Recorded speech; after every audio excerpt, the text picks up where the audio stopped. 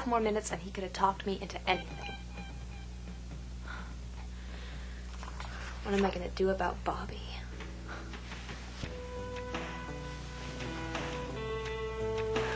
Hey, why not?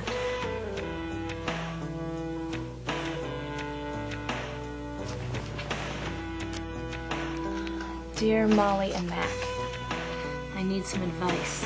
Fast. Karen, we're home. Hi. Everything all right? Sure. I'm making popcorn. Come on down. In a minute. I don't know what to do. I'm afraid he'll break up with me if I keep saying no. Thing is, I'm not sure that I really want our relationship to get more physical. What should I do? Sound familiar? The pressure to have sex. It's something many girls and guys have to cope with. Sexual pressure seems to come from everywhere. There's pressure from partners, like the pressure Bobby's putting on Karen. You know, you have to grow up sometime. Pressure from friends. Everybody's doing it, which just isn't true. Polls show that more than 50% of high school girls and 40% of high school boys are not sexually active. Pressures from the media, all those sexy movies and ads. And don't forget the all-time favorite, you would if you loved me. Then there are pressures from your own emotions and feelings, all those hormones you learn about in biology. Yeah.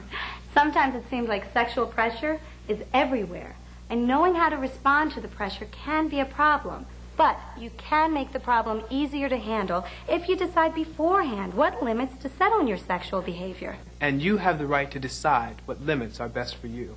That applies to any level of sexual behavior, even holding hands. Listen to this letter from Debbie in Chicago. Dear Molly and Mac, I went out with a guy I met at a party. He kept trying to put his arm around me, but I really didn't want him to. See, I realized I didn't like him very much.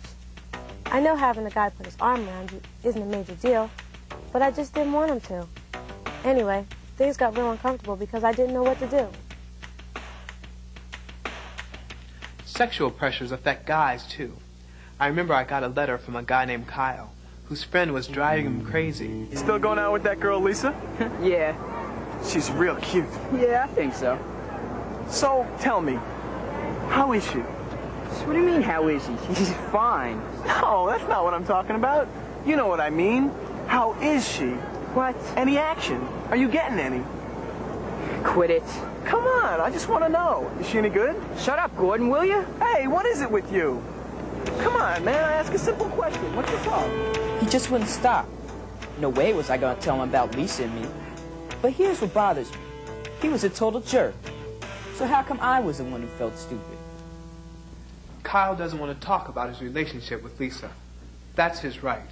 Debbie doesn't want someone she doesn't like to put his arm around her. That's her right.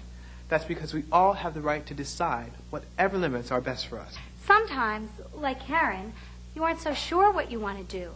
That's when the pressure can really get to you, especially if you're dealing with someone as persistent as Bobby. In order to be sure that Karen does what's right for her, and not what Bobby's trying to pressure her into, she has to do some serious thinking about where she wants to set her limits on sex. But here's the important thing. She has to do that thinking beforehand.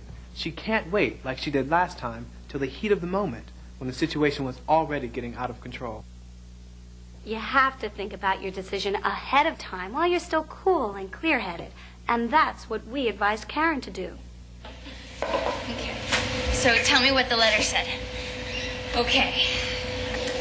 I'm supposed to decide where to set my limits. Okay? They said I should list my reasons. I guess that means why I would, why I wouldn't. Mm-hmm. Well, I like Bobby. I care about him a lot, and I want him to know. And I kind of feel like I owe it to him. What do you mean, oh? Well, we've been going out a couple of months, and, you know, he pays for the movies and stuff a lot. Well, besides, doesn't everyone say that after a while a boy just expects it? Expects it? Don't you think that after a while, if I keep saying no, he's going to get fed up and dump me? Karen, those aren't reasons. Well, maybe it's like he says. Maybe it's just time to grow up. Listen to you. He expects it, he wants it, everyone says. You're not doing what Molly and Max said. Give me this. See, okay, they said you're supposed to find out what you want, You're looking for what's right for you. Karen's ideas about sex aren't so unusual. A recent survey showed that 50% of girls who are sexually active and 20% of boys say they were pressured into it at least once. Here are some of the pressures they listed. I was afraid I'd be called a tease. I didn't want him to think I was a prude.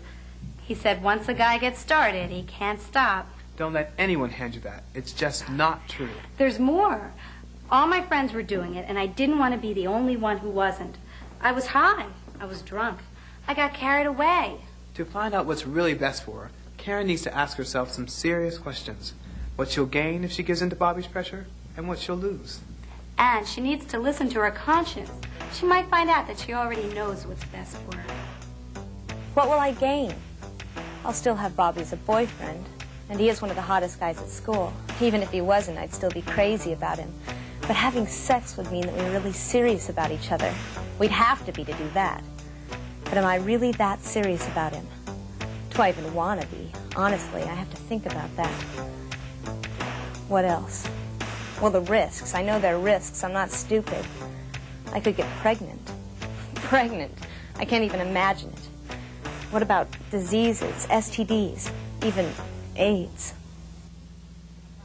Well, I'm trying to make this list like Molly and Max said I should. You know, what I would gain, what I would lose. Well, on the plus side, don't you think that sex would bring us closer together? Maybe that's what you think happens, but it doesn't always work that way. Trust me, I know what I'm talking about. What do you mean? This is just between us. Swear. Of course. Okay. Remember I told you about Craig? The guy you worked with last summer, you told me. Yeah, not the whole story. Well, things started out really nice. We were both working at Jenkins Florist, so we spent all day together. He was really cute and funny and all the things I like. So anyway, you know, it didn't take long for our relationship to progress. I mean, it happened so fast, and I just never thought about what I was doing or where it could lead. So anyway, one night we were at his house and nobody was there, so it just happened. It just happened? Yeah, we got carried away. You mean you just couldn't help it? Isn't that ridiculous that sounds? I couldn't help it. I mean, yeah, I had a choice, but that wasn't exactly the time to be making it. You know, I should have thought about it beforehand, like you're doing now. Well, so what happened? It was weird, really, you know, but it changed us, but not the way I always thought it would, like in the soaps, you know, make everything all romantic, and he'd show me all this attention, and we'd be so close. It wasn't like that at all. And I just felt really bad about it, and I was sorry it happened. And I guess I felt hurt, you know, because he didn't act the way I thought he would. But you know, the worst part is that I'm never going to have my first time back again. Are you going to play this thing all night? Hold on a second, I almost got him. What's the matter, you in a hurry or something? No, I just want to talk to you. It's important. What? Well, it's private. I thought we could go for a ride or something. We can talk here, no one can hear us. Well, can you stop playing? I can play and talk, go on. Well, it's about sex. Sex? Okay. But that's not something you talk about, that's something you do. Well, first you need to talk. We need to talk. Okay, but, you know, this isn't something that I'm really good about talking about. Well, it's like you always say, Bobby, you have to grow up sometime, and this is as good a time as any. Okay. So what do you say we get out of here and do some real grown-up stuff then, huh? No one's home at Ronnie's. See? That's what I mean. That's what I'm talking about. What? What's the matter? This is hard for me to say, but I don't want to go any further than we already have. Yeah, but we haven't even... No, listen. I've thought a lot about this decision, and I know that for me what I'm doing is the best thing. Come on, you don't really believe that, do you? Aren't you just a little curious? Come on, admit it. I know. You're afraid you'll get pregnant. Is that it? Huh? Huh? Look, I can understand that. Don't worry. I'll take care of everything. I promise. Look, Bobby.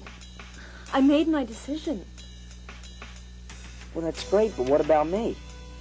I guess that's up to you.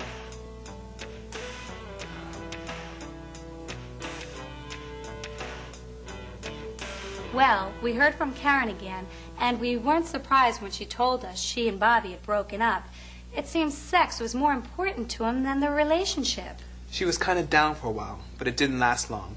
Anyway, she said realizing she made the right decision for herself really made her feel better. And it didn't take long for her to realize something else. Bobby wasn't the only guy in the world. Dear Molly and Mac, a couple of weeks ago I met this great guy. His name's Jerry. I really like him a lot. And it's such a relief to know I can handle any pressure about sex because I've decided where to set my limits. Working that out beforehand has made me feel much better about myself, just like you said it would. Thanks for all your help, Karen.